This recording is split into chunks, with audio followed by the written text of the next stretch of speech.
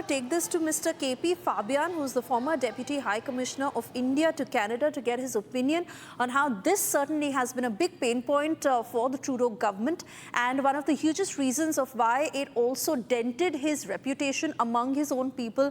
Of course, his poor economic policy as well. With regards to how he's all set to testify, what is your opinion on which way Trudeau is headed? Well, thank you. Let me put it this way.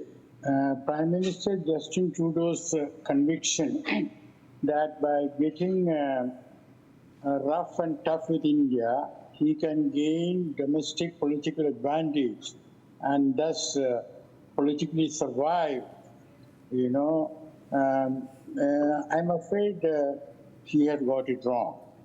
And while India has insisted that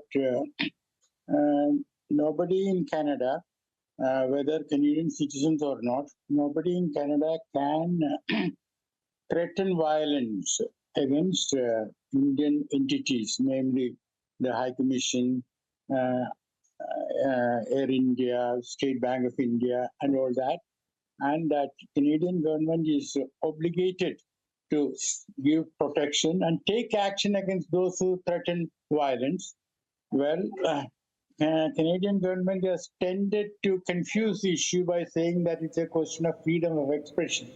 Now, when I was there, I had explained to them very clearly, listen, we too respect freedom of expression, but freedom of expression doesn't extend to using violent language or resorting to violent action. And you, as host government, has the obligation under the Vienna Convention. And there is no question of you are neglecting your obligations.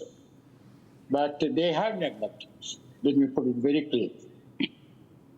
Right. So many thanks for speaking to Republic this afternoon. And this, of course, as we continue to track every development on this big story.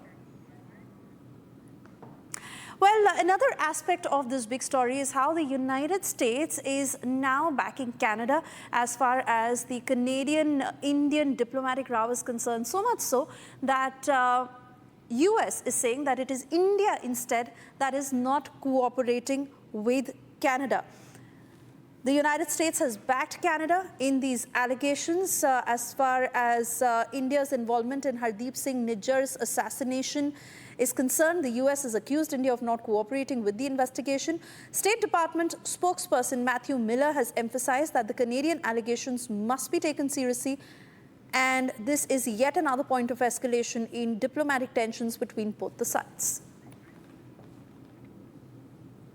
I know you put out the statement yesterday about the Indian Inquiry Commission having a representative coming here. It was exactly at the same time, basically, that you put this out, that that the allegations came in Canada. Do you have any? First, I mean, do you have any general thoughts on India-Canada round two about what's taking place?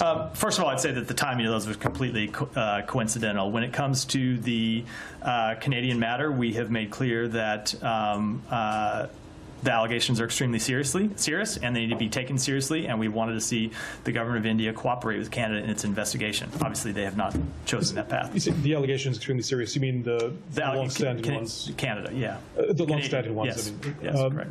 So in terms of how India reacted overnight, or how they reacted yesterday to this, how do you feel about that, the withdrawal of, I mean, obviously Canada was kicked out, but how do you feel about how India is responding? I don't have any comment on that, but as we've said before, they're serious allegations, and we have wanted to see India take them seriously and cooperate with Canada's investigation. They have chosen an alternate path.